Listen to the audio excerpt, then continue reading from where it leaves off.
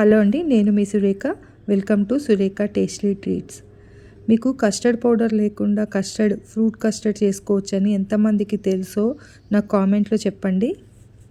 అవునండి, ఎలాంటి custard powder వాడకుండా పూర్తిగా హెల్దీ వేలో ఈజీగా సింపుల్ స్టెప్స్ తోటి చేసే మంచి డెజర్ట్ అండి. పిల్లలకి పెద్దలకి అందరికీ చాలా బాగా నచ్చుతుంది. తప్పకుండా ట్రై చేయండి. వెయిట్ లాస్ కోసం చూస్తున్న వాళ్ళకి ఎలాంటి షుగర్ వాడకుండా చేసేటువంటి ఈ డెజర్ట్ స్వీట్ క్రేవింగ్స్ వచ్చినప్పుడు తప్పకుండా చేసుకొని తింటే చాలా బాగుంటుంది. అలానే టేస్ట్లో మాత్రం ఎలాంటి కాంప్రమైజ్ లేదండి, చాలా బాగుంటుంది టేస్ట్. మీరు ఒకసారి చేసుకున్నాక తిన్నాక మీరే చెప్తారు. వీడియోని చివరి వరకు చూడండి. చూసిన తర్వాత మీకు నచ్చినట్టయితే ఛానల్ని సబ్స్క్రైబ్ చేయండి. వీడియోకి ఒక లైక్ ఇవ్వండి. మీ ఒక్క సబ్స్క్రిప్షన్ నాకు చాలా పెద్ద సపోర్ట్ అండి. ఛానల్ని సబ్స్క్రైబ్ చేసుకోవడం మాత్రం మర్చిపోకండి. ఇంకా రెసిపీలోకి వెళ్ళిపోదాం. ఇక్కడ నేను ఒక బౌల్లో 1 కప్పున్నర దాకా ఫూల్ మఖానా తీసుకుంటున్నానండి. తామర గింజలతో చేస్తారు కదా ఫూల్ మఖానా, అది 1 కప్పున్నర దాకా తీసుకున్నాను.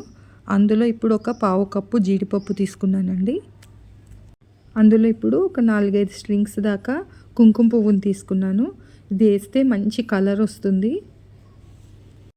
తర్వాత ఇవి నానడానికి కొంచెం గోరువెచ్చగా ఉన్నటువంటి పాలను తీసుకున్నాను. ఇవన్నీ వేసేసి మూత పెట్టి ఒక 10 నిమిషాలు నానబెట్టండి. చక్కగా నానిపోయాయండి. ఇప్పుడు దీన్ని మెత్తగా గ్రైండ్ చేసుకోవాలి.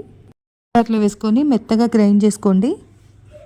గ్రైండ్ చేసుకున్న తర్వాత దీనిలో మీ తీపిని బట్టి 1 నుంచి 2 స్పూన్ల దాకా తేనె వేసుకోండి. గుర్తుంచుకోండి, మనం ఇందులో ఫ్రూట్స్ వేస్తాము, దాని స్వీట్నెస్ కూడా ఉంటుంది కాబట్టి ఎక్కువ మరీ తీపిగా చేసుకోకుండా నేనైతే ఇక్కడ 2 స్పూన్లు తేనె వేసాను. వేసి మళ్ళీ ఒక్కసారి చక్కగా గ్రైండ్ చేసేసుకున్నాను.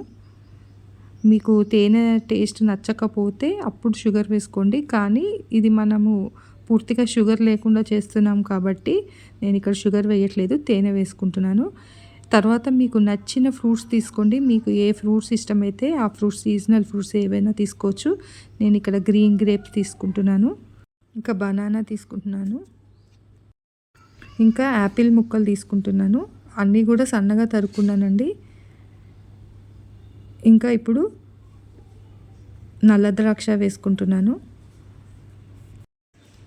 1 ఆరెంజ్ తొనలు కూడా గింజలు తీసేసి చిన్న ముక్కలుగా తరుక్కొని ఇది కూడా వేసుకుంటున్నాను. మీకు కావాలంటే మీరు పపాయ ముక్కలు వేసుకోవచ్చు, సపోటా వేసుకోవచ్చు, ఏదన్నా సరే మీ ఇష్టం, మీకు నచ్చింది వేసుకోవచ్చు ఫ్రూట్స్.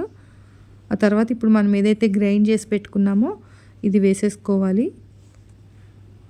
ఇది వేసేసుకొని చక్కగా కలుపుకొని తింటే అంతేనండి, రెడీ అయిపోయింది మన ఫ్రూట్ కస్టర్డ్. టేస్ట్లో ఏమాత్రము తగ్గదండి, చాలా బాగుంటుంది. ఎవరైనా మన ఇంటికి రిలేటివ్స్ వచ్చినప్పుడు కూడా చేసి పెడితే చాలా టేస్టీగా ఉందని తప్పకుండా కాంప్లిమెంట్స్ వస్తాయి మనకి. చాలా ఈజీ కదండి చేసుకోవడము. ఇలాంటి మరిన్ని మంచి మంచి రెసిపీస్ చూడడానికి ఛానల్ని సబ్స్క్రైబ్ చేసుకోవడం మాత్రం మర్చిపోకండి.